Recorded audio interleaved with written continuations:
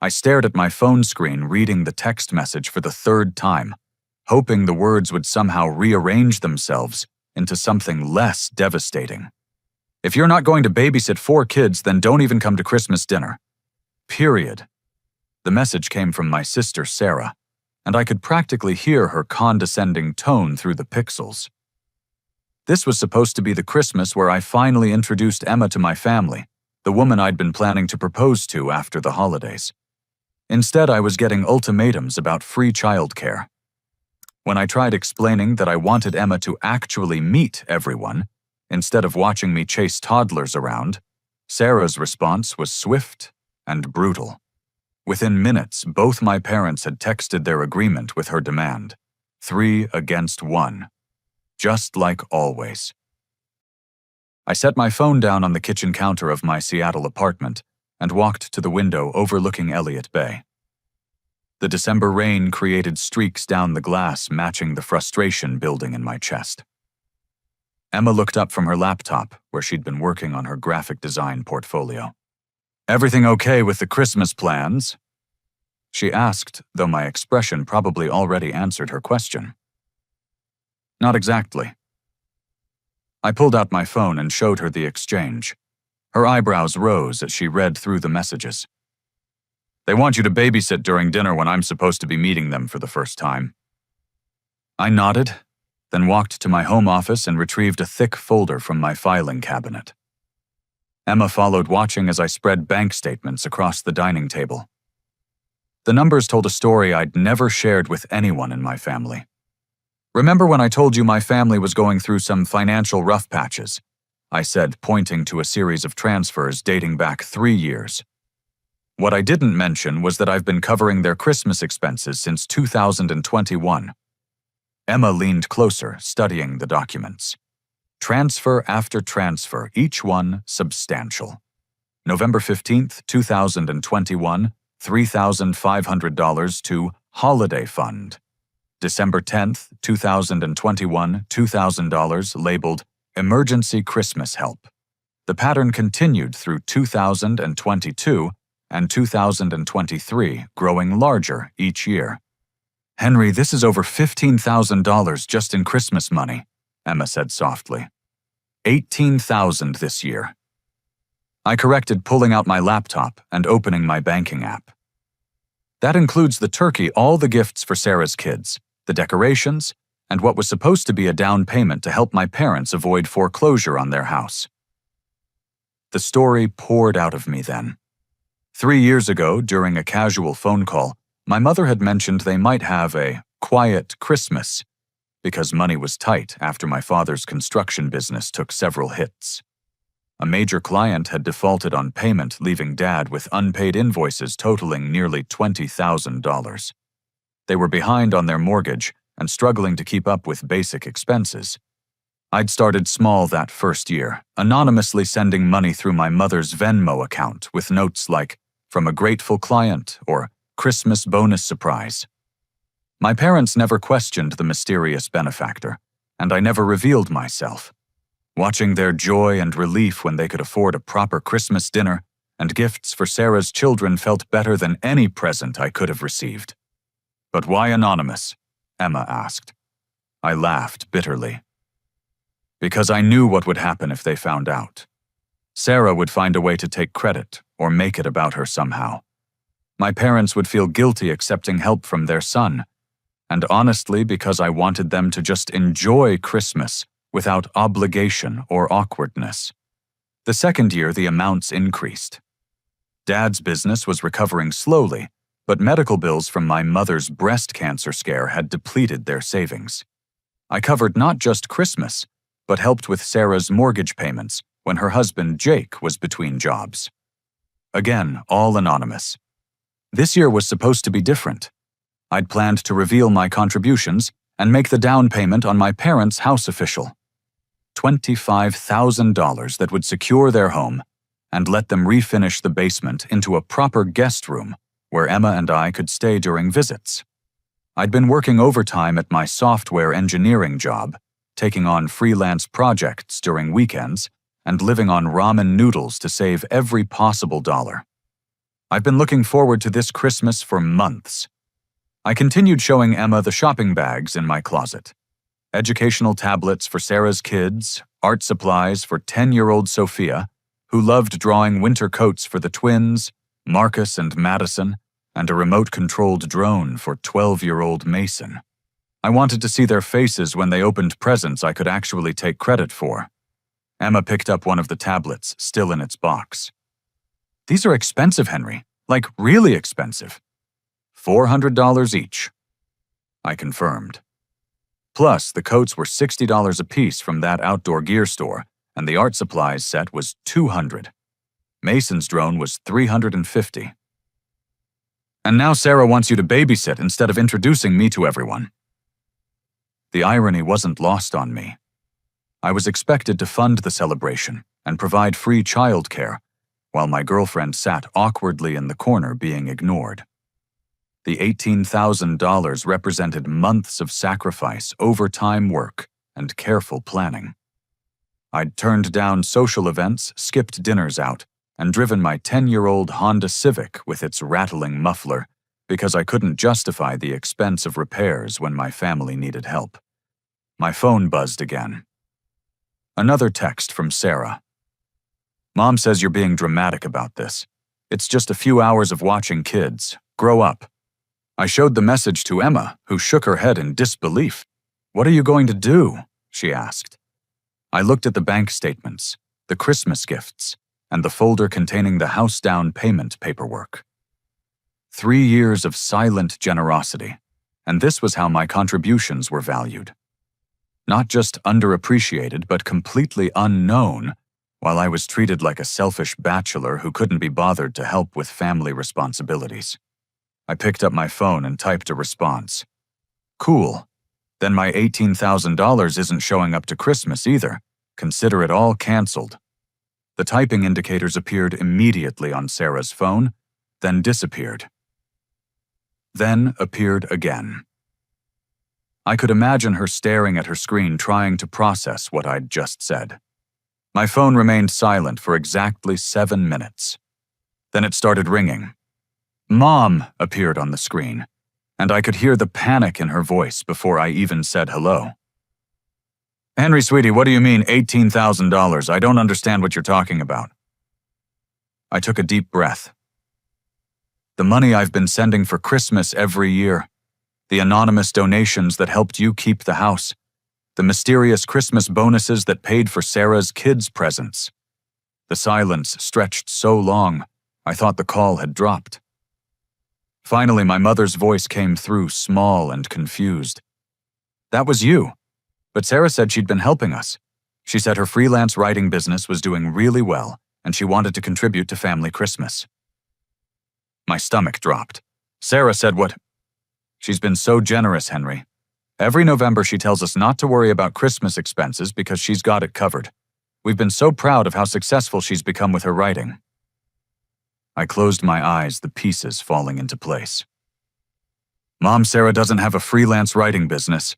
She works part-time at a dental office. But the money always comes right after she mentions helping. Sometimes she even shows us screenshots of payments coming in from her writing clients." The manipulation was worse than I'd imagined. Not only had Sarah been taking credit for my financial support, she'd been actively deceiving our parents about the source. While I worked overtime and lived on instant meals, she was basking in praise for generosity she had nothing to do with. Before my mother could respond, call waiting beeped. Sarah's name appeared on the screen. "Mom, I need to call you back." I switched to Sarah's call, and she immediately launched into attack mode. "What the hell is wrong with you? Do you have any idea what you just did? Mom is crying because she thinks Christmas is ruined." Maybe you should have thought about that before lying to them for 3 years. "Lying? What are you talking about?" "The freelance writing business, Sarah. The mysterious Christmas bonuses. Mom just told me how proud they are of your generous contributions." The silence was different this time. Guilty rather than confused. I never actually said the money came from my writing. She finally said, her voice smaller. "You showed them fake screenshots, Sarah. You let them believe you were the one helping when you knew it was me." I didn't know it was you at first. The first year I thought it really was some grateful client of Dad's. When I figured it out, I just didn't correct their assumptions. For 3 years. It made them happy. They were so stressed about money, and seeing them proud of me for once felt good.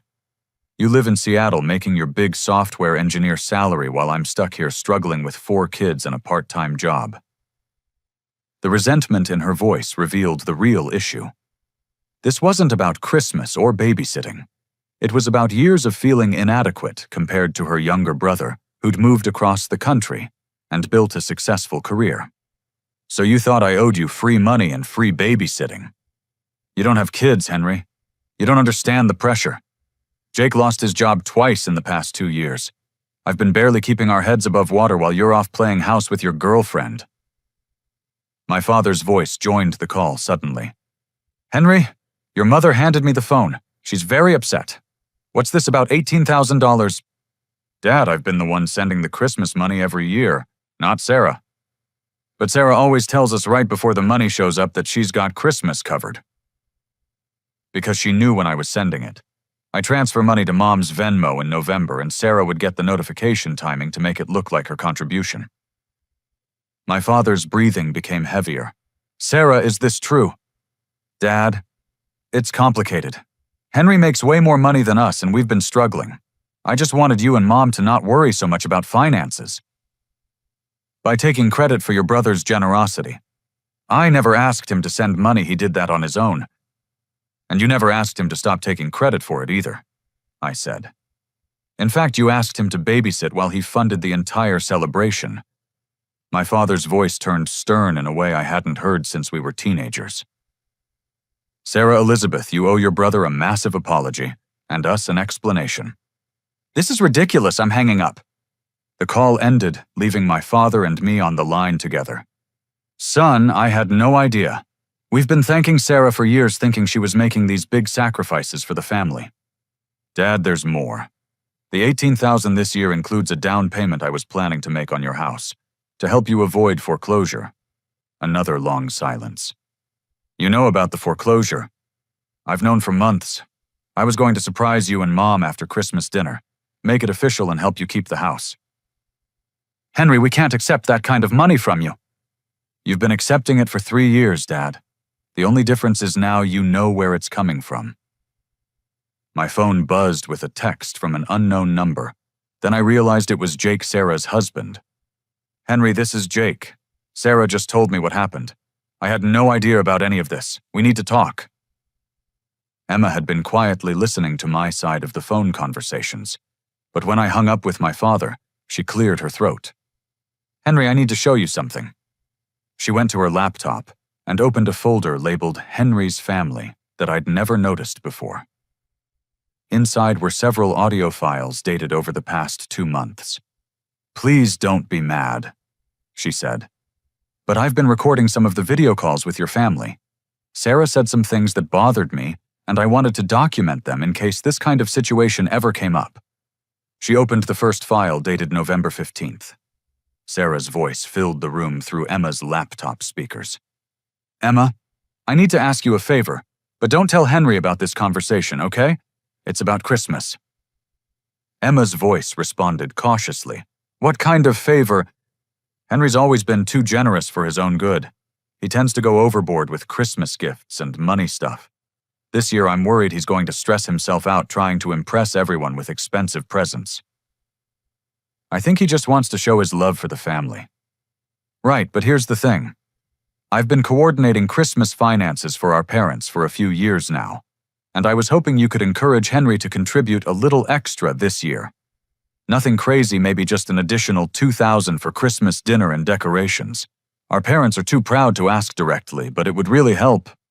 My blood pressure rose as I listened to Sarah manipulate my girlfriend into asking me for more money. Emma's recorded voice sounded uncomfortable. I don't think I should be involved in family financial discussions. Oh, it's not like that. I just know Henry trusts your judgment, and if you mentioned that contributing to Christmas would mean a lot to the family, he'd probably be happy to help. Think of it as helping him figure out how to best support everyone. Emma paused the recording. She specifically asked me not to tell you about this conversation. She said it would be our little secret, and that she was trying to protect you from feeling pressured. When was this? 2 weeks ago, right after our video call where I mentioned I was excited to meet everyone at Christmas. She opened another audio file from November 22nd. Hey, Emma, just checking in about our Christmas conversation. Were you able to talk to Henry about contributing a little extra? I haven't brought it up. I really think financial discussions should stay between you and Henry directly. Sure, I totally understand. It's just that Henry can be sensitive about money stuff, you know. He gets weird if he thinks people are asking him for help directly. But if it comes from you, like suggesting he might want to contribute, it doesn't feel like charity to him. Sarah, I'm not comfortable with this. Oh no, I totally get it. Don't worry about it. Henry's already doing so much for the family. Sometimes I think he forgets that he's not responsible for all of us. You know, he's such a pushover when it comes to family stuff. Emma paused the recording again. She called you a pushover, Henry. And the way she laughed when she said it felt really mean. She opened a third file from December 5th. Emma, I hope you don't mind me calling. I just wanted to give you a heads up about Christmas dinner. Henry's probably going to want to help with the kids during dinner, but honestly, it would be better if he could just focus on that instead of trying to socialize too much. The kids can be overwhelming for people who aren't used to them. Actually, Henry and I were hoping to spend most of the time getting to know everyone. It's my first time meeting the family. Right. But here's the thing. Henry's really good with kids, and my husband Jake will be working during dinner prep, so I'll need the extra hands. Plus, the kids absolutely love their Uncle Henry.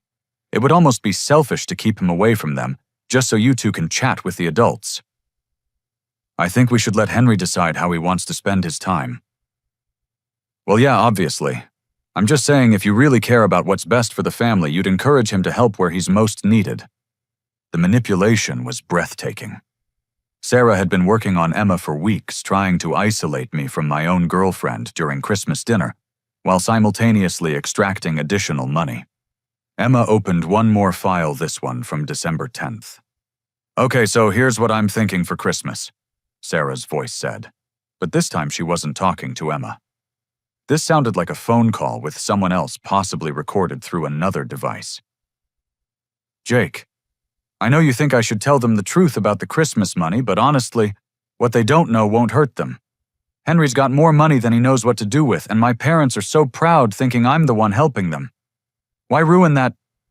A male voice responded, which must have been Jake. Sarah, it just feels wrong taking credit for your brother's generosity. I'm not taking credit, I'm just not correcting a misunderstanding. Besides, Henry gets to feel good about helping anonymously, my parents get to feel proud of their daughter, and everyone's happy. It's a win-win situation. But what if he finds out? He won't. Henry's too conflict avoidant to ever ask direct questions about family finances. He'll keep sending money and staying quiet because that's who he is. The perfect little brother who never rocks the boat. Emma closed the laptop. I've been documenting everything, Henry, because something felt really off about how she talks about you. She acts like you're this naive person she can manipulate, and it made me angry. I sat back in my chair processing the recordings. Not only had Sarah been taking credit for my financial contributions, she'd been actively working to isolate me during Christmas dinner while trying to extract even more money through Emma. The level of calculation was stunning. There's one more thing, Emma said hesitantly. Jake texted me directly last week. She showed me her phone. A message from Jake read, Emma, I don't know if you know about Sarah's arrangement with Henry regarding Christmas money, but I'm starting to feel uncomfortable about it. If you get a chance, maybe you could encourage him to talk directly with our parents about finances instead of going through Sarah. I think there are some misunderstandings happening. Jake tried to warn you, I said. I think Jake figured out what was happening and felt guilty about it, but he was caught between his wife and doing the right thing. My phone rang again. This time it was Jake calling directly. Henry, we need to talk. I just confronted Sarah about the Christmas money situation, and she admitted she's been letting your parents think she was the source for 3 years. I had no idea until today. Jake, did you know Sarah was trying to get additional money from me through Emma? What no Emma were you involved in this? Emma took the phone. Sarah asked me to convince Henry to contribute extra money for Christmas, and she specifically asked me not to tell him about the conversation. Jesus Christ. Sarah, get on the phone right now. I could hear arguing in the background. Then Sarah's voice came through clearly. Fine.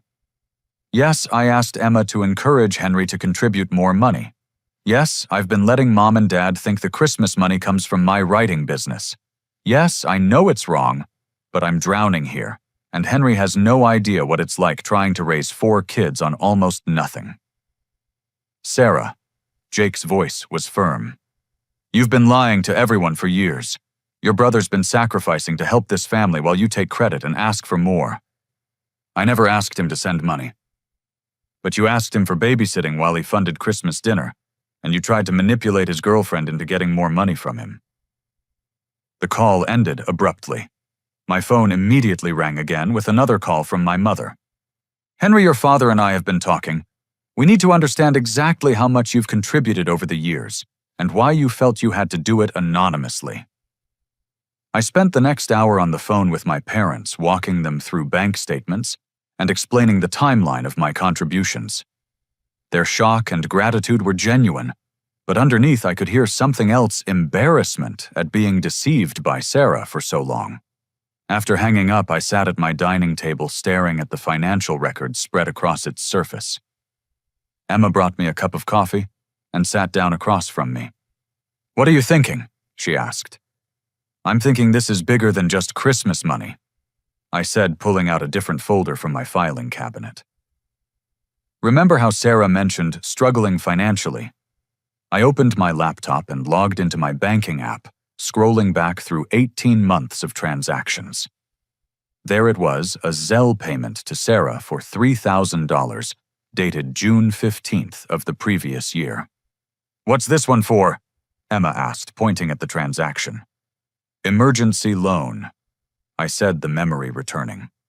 Sarah called me panicking because Mason had broken his arm, and they didn't have money for the emergency room copay and follow-up orthopedic visits. She said their insurance had a high deductible, and they needed $3,000 to cover medical expenses. I pulled up my text message history with Sarah from that time period. Her messages were frantic and emotional. Henry, I don't know what to do. Mason's in so much pain and we can't afford the specialist. Jake's between jobs again, and I'm only working part-time. Can you please help us? I'll pay you back as soon as things stabilize. Did she pay you back? Emma asked. I scrolled through the months following the loan. No payments from Sarah, no mention of repayment. In fact, the next communication from her was in November, asking about Christmas plans. She never brought it up again, I realized. I honestly forgot about it until now. Emma frowned. But if Mason broke his arm in June and you sent money for medical bills, there should be some record of those expenses. I opened a new browser window and navigated to Sarah's Facebook profile. Emma watched over my shoulder as I scrolled back to June and July of the previous year. What we found made my stomach turn. Photos from July 4th weekend showed Sarah and Jake at a beach resort in Florida with all 4 kids. The captions talked about a much-needed family vacation and finally able to relax. The timestamps showed they'd been at the resort from June 20th through June 25th. Henry, Emma said quietly, if Mason had a broken arm requiring specialist treatment, would they have taken him on a beach vacation 5 days after you sent the emergency money? I scrolled through more photos. Mason appeared in multiple pictures, both arms clearly functional, building sandcastles and swimming in the ocean. No cast, no medical device, no sign of any recent injury. She lied about the emergency. I said, the realization hitting like a physical blow. There was no broken arm, no medical bills. She used my money for a vacation. Emma pointed at one of the photos. Look at this caption. Thanks to some unexpected freelance money, we could finally afford this trip. The kids have been asking to visit the beach for years.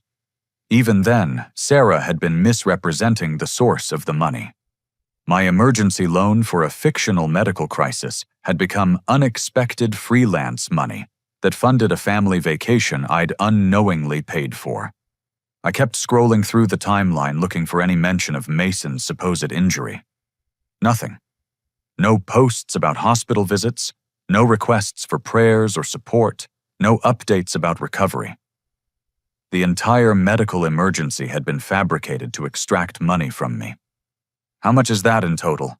Emma asked. "The Christmas money plus the fake emergency loan." I opened my calculator app and started adding figures. 3 years of Christmas contributions, plus the fake medical emergency, plus the down payment I'd saved for my parents' house. $58,000, I said. Not counting interest or the overtime hours I worked to save it. Emma sat back in her chair. "Henry, this isn't just sibling conflict. This is financial fraud." She was right. Sarah had systematically lied to extract money from me while taking credit for my generosity with our parents. The vacation photos were evidence that she'd used my emergency loan for personal luxury instead of the stated medical purpose. I picked up my phone and called Jake directly. "Henry, I'm glad you called. Sarah and I have been arguing about this situation all afternoon." "Jake, I need to ask you something. Last June, when I sent money for Mason's broken arm and medical expenses. How serious was the injury?" Long silence. "What broken arm?" My heart sank. "Sarah told me Mason broke his arm and needed specialist treatment. She asked for $3,000 for medical bills. Henry Mason has never broken his arm. He's never had any serious injuries requiring specialist care." "But you guys went to Florida in July, the beach vacation." "Yeah, Sarah said she'd gotten a big freelance writing payment and surprised us with the trip. It was the first vacation we'd taken in 3 years." Jake's voice grew quieter. "Oh my God. She used your money for our vacation and told you it was for medical bills. I have the text messages where she described Mason being in pain and needing surgery." "Henry, I am so sorry. I had no idea. Sarah handles most of our finances, and when she said she'd gotten paid for a big writing project, I didn't question it. We'd been so stressed about money, and the kids were excited about the beach." Jake, has Sarah actually been doing freelance writing? Another pause. "Not that I know of. She talks about it sometimes, but I've never seen any actual clients or payments." The scope of Sarah's deception kept expanding. Not only had she been manipulating me and our parents, she'd been lying to her own husband about her income sources. "There's something else," Jake continued. "After our argument today, Sarah admitted that she's been planning to ask you for money for the kids' college funds next year. She said you're basically the family bank, and you're too guilty about living far away to say no." I closed my eyes. She said she'd figured out the perfect system to get financial support while keeping everyone happy. Your parents think she's successful, you get to feel generous, and she gets to manage the family finances. "Manage the family finances with my money. Henry, I love my wife, but what she's done is wrong. I told her she needs to come clean with everyone and start paying you back, but she says you can afford it and she can't." I looked at Emma, who'd been listening to my side of the conversation. She nodded toward my laptop. "Jake, I'm going to send you some screenshots. Sarah's been taking credit for my Christmas contributions for 3 years, and I have evidence that the emergency loan was used for your Florida vacation instead of medical bills. Send me everything. Sarah and I need to have a serious conversation about honesty in our marriage." As I compiled the evidence, my anger was transforming into something more focused. This wasn't just about money or Christmas dinner anymore. It was about establishing boundaries and making sure Sarah understood there were consequences for financial manipulation. Emma looked at me across the table. "What are you going to do?" I smiled for the first time all day. "I'm going to Christmas dinner after all, but not the way Sarah expects." Christmas morning arrived gray and drizzly, typical December weather for the Pacific Northwest. Emma and I drove the 3 hours from Seattle to my parents' house in Olympia, my Honda Civic loaded with an unusual cargo, the Christmas gifts I'd originally bought, plus a thick manila folder containing bank statements, printed text messages, screenshots of Sarah's Facebook vacation photos, and a formal loan agreement I'd drafted the night before. "Are you sure about this approach?" Emma asked, as we pulled into my parents' driveway. The house looked festive with lights and decorations that I now knew my money had purchased. "Sarah's had 3 years to come clean," I said. "I tried the direct approach yesterday, and she doubled down on the manipulation. Sometimes the only way to stop a pattern of deception is to expose it completely." Cars lined the driveway and street my parents' pickup truck, Sarah and Jake's minivan, and several others belonging to extended family. Through the living room windows, I could see people moving around, preparing for the traditional Christmas dinner that had been planned around my financial contributions. Emma squeezed my hand. "I'm proud of you for standing up for yourself." We grabbed the gifts and the folder, walking up to the front door, where my mother's Christmas wreath hung cheerfully. Before we could knock, the door opened to reveal my cousin David, who'd driven down from Vancouver with his wife Lisa and their teenage daughter. "Henry, good to see you, man." David gave me a hug, then looked curiously at the folder under my arm. "What's with the paperwork, you moonlighting as an accountant now?" "Something like that," I said with a smile. Inside the house buzzed with family activity. My Aunt Carol and Uncle Bob had come from Portland, bringing their twin college-aged sons. Jake's parents had driven over from Tacoma with his sister and her boyfriend. The living room was crowded with conversations, Christmas music playing softly, and the smell of turkey roasting in the kitchen. Sarah emerged from the kitchen wearing a red apron that said, "World's Best Mom." Her blonde hair pulled back in a festive ponytail. She stopped short when she saw me, her smile faltering. "Henry, I didn't think you were coming." "Wouldn't miss it," I said cheerfully.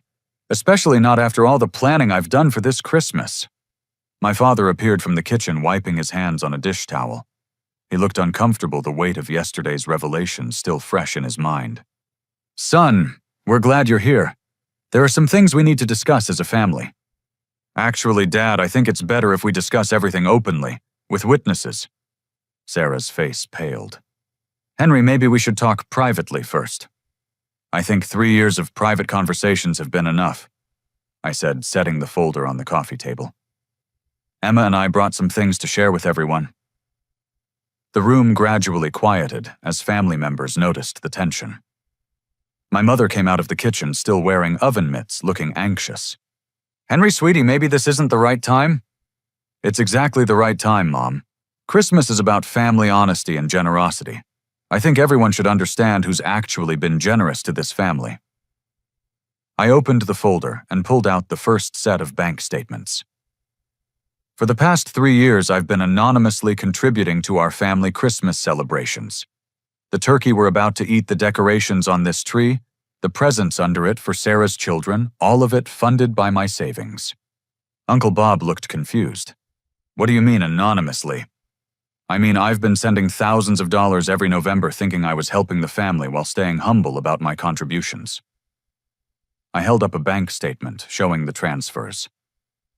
"This year alone, I sent $18,000. Murmurs spread through the room. David whistled softly.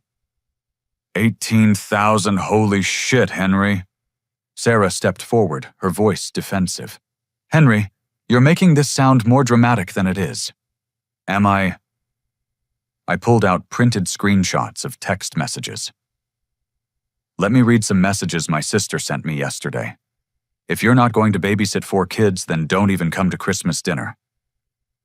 This was her response when I said I wanted my girlfriend to actually meet my family instead of watching me provide free childcare. Jake's face reddened with embarrassment. His parents exchanged uncomfortable glances. I continued. "The interesting part is that while I was being lectured about family obligations, my parents were under the impression that Sarah had been the one contributing to Christmas expenses through her successful freelance writing business." "That's not exactly what happened," Sarah protested. "Isn't it?" I pulled out my laptop and opened the audio files Emma had recorded. "Emma, would you play the conversation from November 22nd? Emma connected her laptop to my parents' Bluetooth speaker. Sarah's voice filled the room. Henry's such a pushover when it comes to family stuff. The room went silent. Sarah's children looked up from their tablets, confused by the sudden tension. Henry, my Aunt Carol said slowly, "Are you saying Sarah has been taking credit for money you sent?" Before I could answer, Sarah exploded. "This is ridiculous. I never specifically claimed the money came from me. I just didn't correct people's assumptions." "For 3 years," my father said, his voice stern. "You let us believe you were making sacrifices for the family while your brother was actually providing the support." I pulled out more documents. "There's more. Last June, Sarah contacted me about an emergency. She said Mason had broken his arm and needed specialist medical care. She requested $3,000 for medical bills. I showed the room photos from Sarah's Facebook account, the family vacation in Florida, Mason clearly uninjured playing on the beach. She used my emergency loan for a vacation and told me it was for medical expenses." Jake stood up suddenly, his face white. "Sarah, you told me that vacation money came from a freelance writing project." "It did. Sort of Henry's money allowed me to take on the project without worrying about expenses." "What freelance writing project?" I asked. "Jake just told me yesterday that you don't actually have any writing clients." The room erupted in shocked conversations. My cousins were staring at Sarah in disbelief. Jake's parents looked mortified. Emma sat quietly beside me, her hand resting supportively on my arm. Mason Sarah's 12-year-old son looked up from his tablet. "Mom, I never broke my arm." "Mason, go play in the other room," Sarah snapped. "But I want to understand what Uncle Henry is talking about. Did you really take his money and lie about it?" Jake knelt down beside his son. "Mason, your mom made some mistakes about money and honesty. Uncle Henry has been helping our family and your mom didn't tell the truth about it." "So Uncle Henry bought our vacation to Florida." "Yeah, buddy, he did." Mason walked over to me and pulled a folded piece of paper from his pocket. "I made this for you, Uncle Henry, but Mom told me to give it to her instead and thank her for Christmas stuff." He handed me a handmade thank you card with a drawing of stick figures labeled Uncle Henry and Mason's family. Inside, in careful 12-year-old handwriting, "Thank you, Uncle Henry, for helping my family. I know Mom gets money from you for Christmas and other stuff. I want you to know I'm grateful, even though Mom says I should thank her." The card was dated 3 weeks earlier. Mason had known about my contributions and had been instructed to give credit to his mother instead. Sarah's face crumpled. "Mason, I told you not to make that card." "But it's the truth, Mom. Uncle Henry deserves to be thanked for helping us." My Aunt Carol spoke into the stunned silence. "Sarah, how could you let a child participate in deceiving his own uncle?" "I wasn't deceiving anyone. I was trying to help Henry feel good about giving, while helping my parents feel proud of me." "By lying to everyone involved?" Emma said quietly. It was her first contribution to the conversation, but it carried weight. "You don't understand," Sarah said desperately. "Henry has this great job in Seattle, no kids, no real responsibilities. It's easy for him to send money. I'm barely keeping my head above water with 4 kids and a part-time job." "So you thought I owed you financial support and free labor?" I asked. "I thought you'd want to help family." "I do want to help family.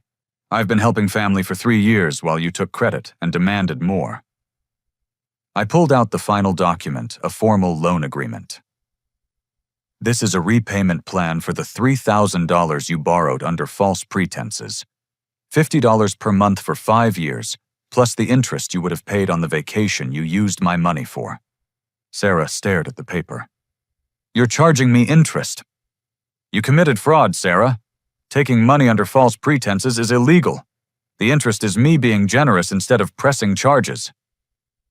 Jake took the loan agreement and read it over. "Sarah, you're going to sign this." "I don't have $50 a month." "Then you should have thought of that before lying to your brother for 3 years." My mother had been quiet during the entire confrontation, but now she spoke up. "Sarah, you owe Henry much more than money. You owe him an apology and an explanation to this entire family about why you thought it was acceptable to deceive all of us. And you owe me an explanation, Jake added, about what other lies you've told me about our finances. As Sarah stood in the center of the living room, surrounded by family members who were beginning to understand the scope of her deception, her daughter Sophia quietly approached me. The 10-year-old had been drawing in her sketchbook during the adult conversation, but now she tugged on my sleeve. "Uncle Henry, can I show you something?" I knelt down to her level. "Of course, sweetheart." She opened her sketchbook to a detailed drawing of our family around a Christmas tree. But instead of the typical family portrait, she'd drawn arrows pointing to different presents with labels from Uncle Henry's Seattle job, Uncle Henry's computer money, Uncle Henry's sacrifice. "Sophia, this is beautiful. When did you draw this?" "Last week. I heard Mom and Dad talking about Christmas money, and I know it comes from you because Mom acts different when she talks about your money versus her money." She flipped to another page showing a drawing of a woman with a bag labeled Lies and a man with a bag labeled Truth. The woman was handing the Lies bag to stick figure parents, while the man's Truth bag sat unopened in the corner. "Sweetheart, what does this picture mean?" "Mom tells different stories about money. Sometimes she says she earned it. Sometimes she says it's from writing, but I heard her tell Daddy that Uncle Henry sends money every year." Sarah noticed our conversation and walked over quickly. "Sophia, put your drawings away. This is adult talk." "But Mom, I want Uncle Henry to know that I know he helps our family.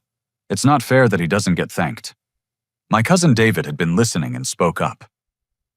"Sarah, even your 10-year-old daughter understands that giving credit where it's due is the right thing to do." Sophia looked up at her mother with the brutal honesty only children possess. "Mom, why did you tell Grandma and Grandpa that you bought the Christmas presents when Uncle Henry really did?" "Sophia, it's complicated." "No, it's not. Lying is wrong. That's what you taught me." Jake stood up and put his hand on his daughter's shoulder. "Sophia's right. Lying is wrong, and we owe Uncle Henry a big apology." He turned to address the room. "I want everyone to know that I had no idea about the extent of Sarah's deception. When she told me about the vacation money, the Christmas contributions, all of it, I believed her explanations. I should have asked more questions." Sarah's face was red with embarrassment and anger. "So now everyone's going to gang up on me. I was trying to help the family." "You were helping yourself," my Aunt Carol said firmly. "Taking credit for someone else's generosity while asking for more money is not helping the family." Mason, who had been listening intently, walked over to his mother. "Mom, I love you, but what you did to Uncle Henry was mean. He works really hard in Seattle, and he sent us money because he loves us. You should have told the truth. Mason, you don't understand adult situations.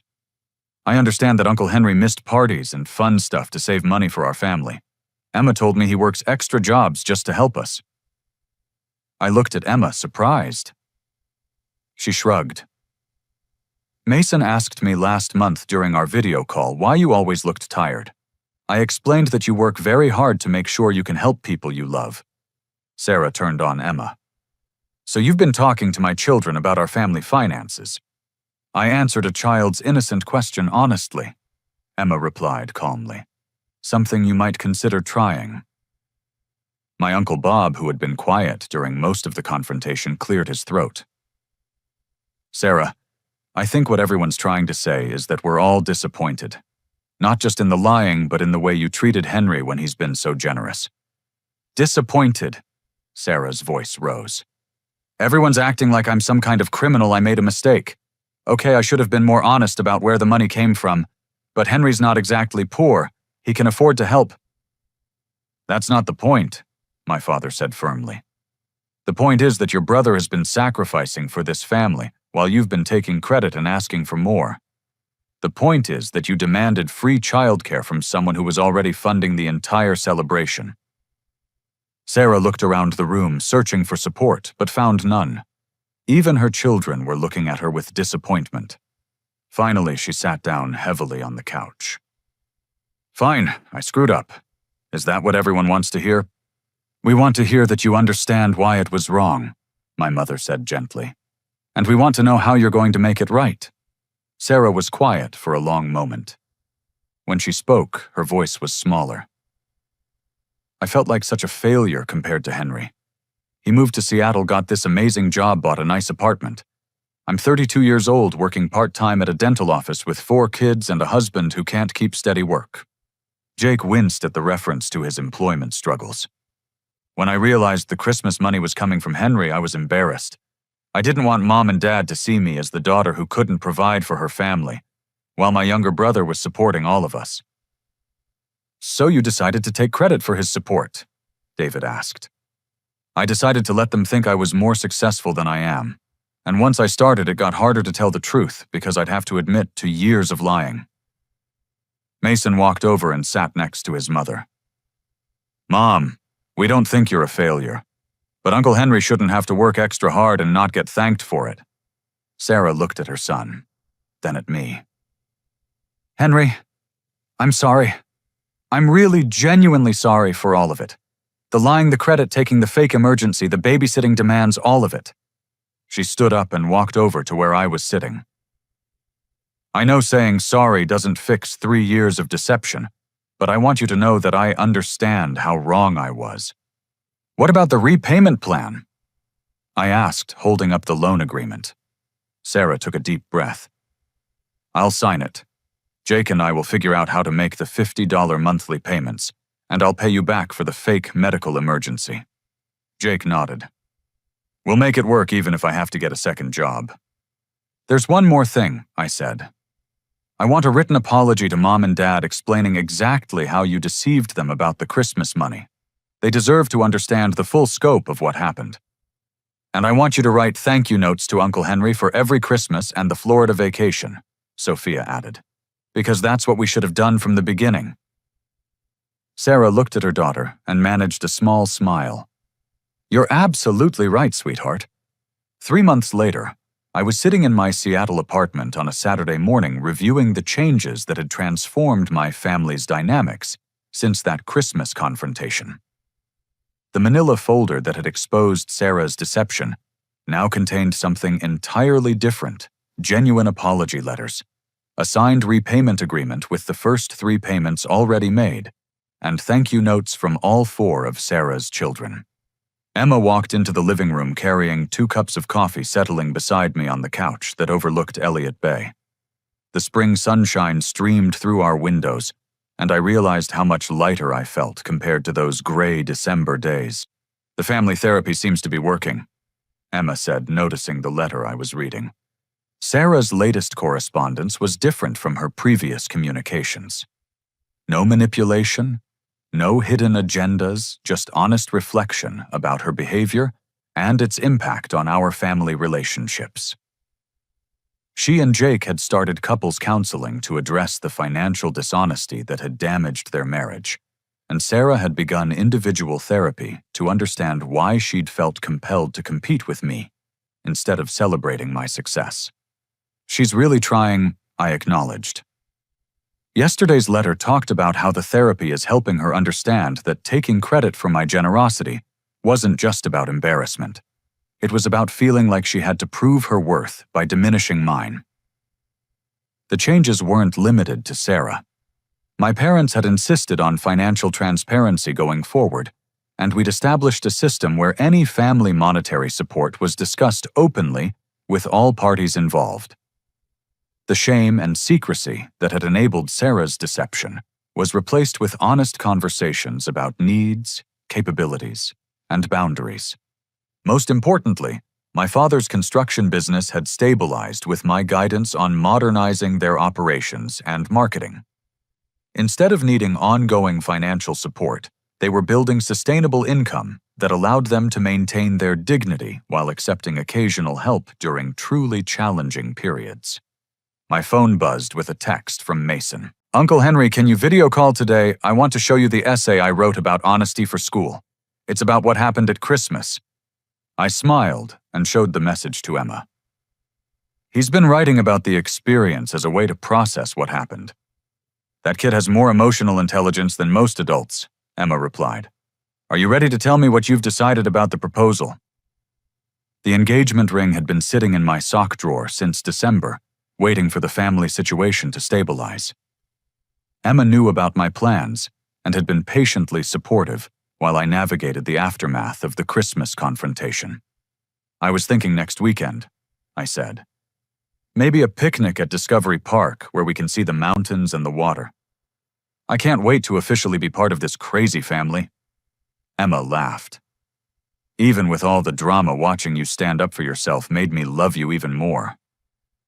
Emma had been crucial to my ability to establish boundaries.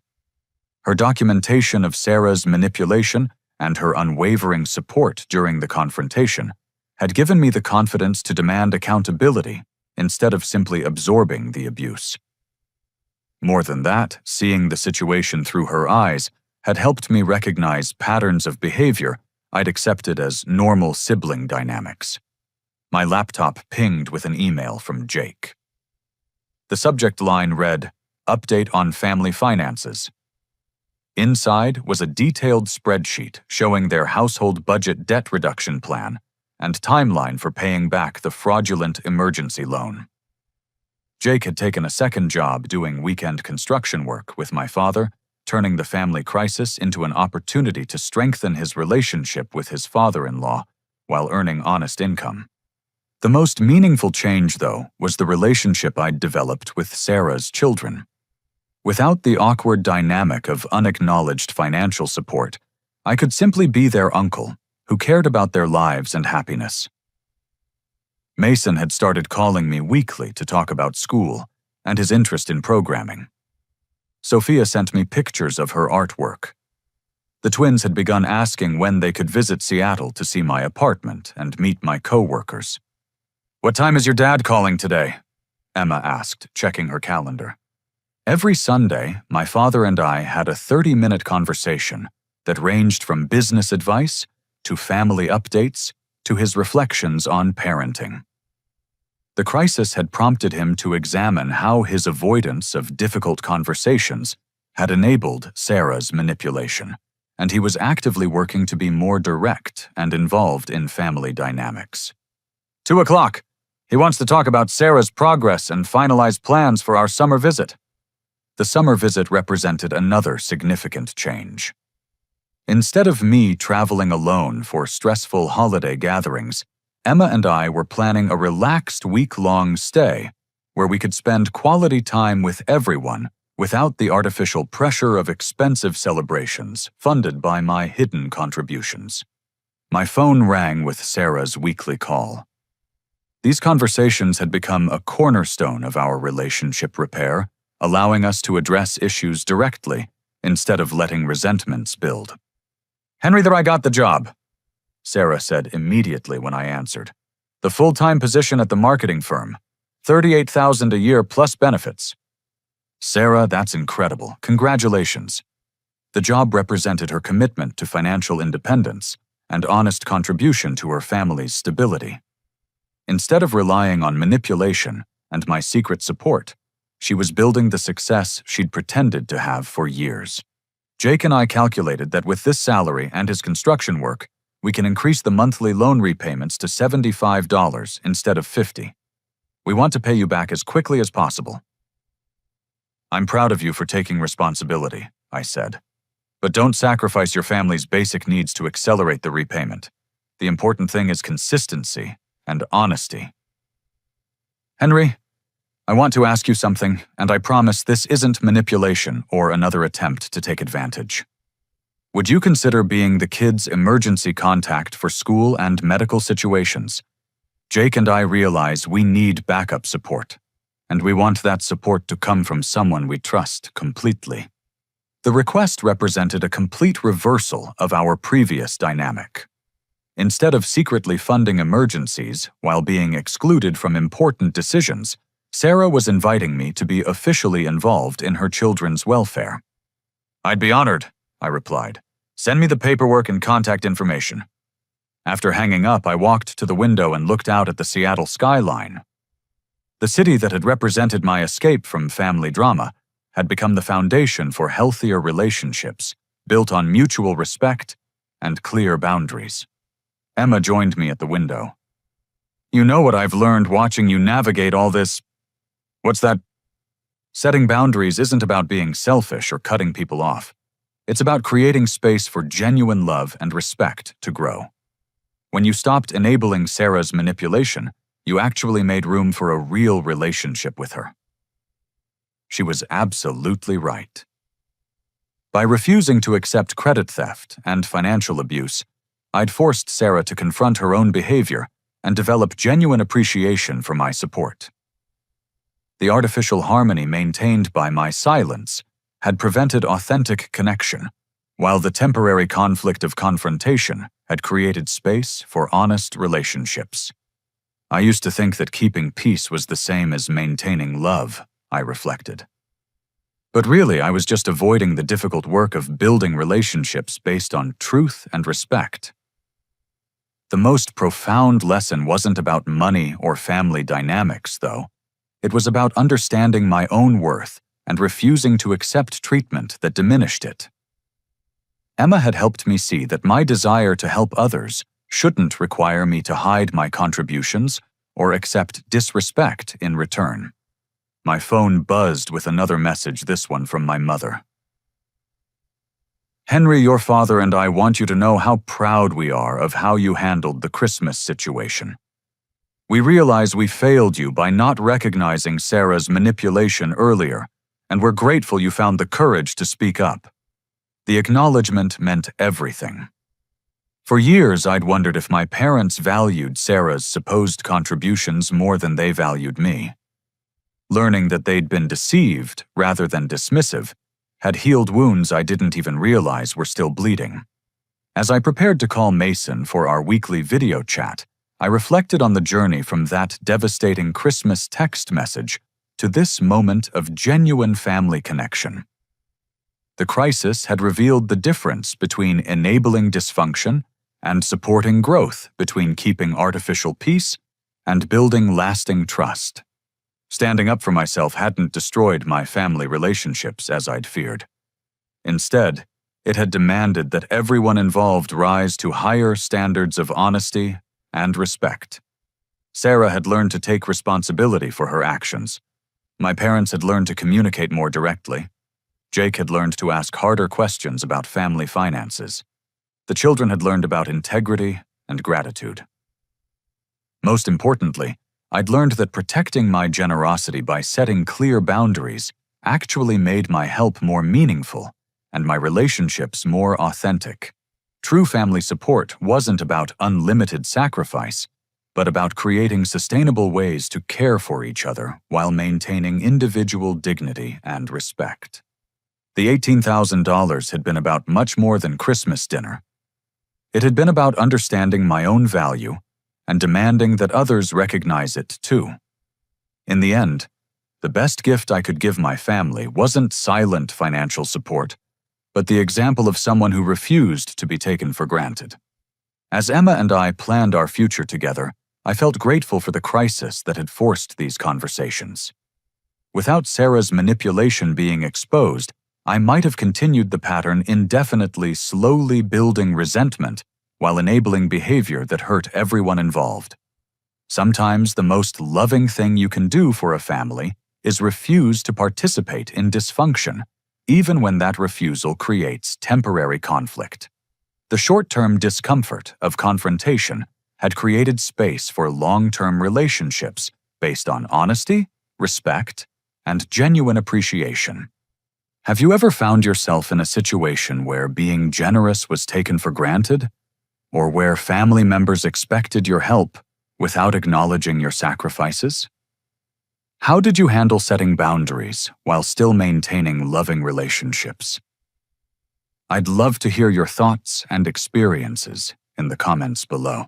If this story resonated with you, please like this video and subscribe for more real-life stories about family dynamics, relationships, and finding the courage to stand up for yourself. Share this with anyone who might be struggling with similar family boundary issues. Thank you for listening to my story, and remember that you deserve relationships where your generosity is acknowledged and your boundaries are respected. Sometimes the bravest thing you can do is demand the respect you've always deserved.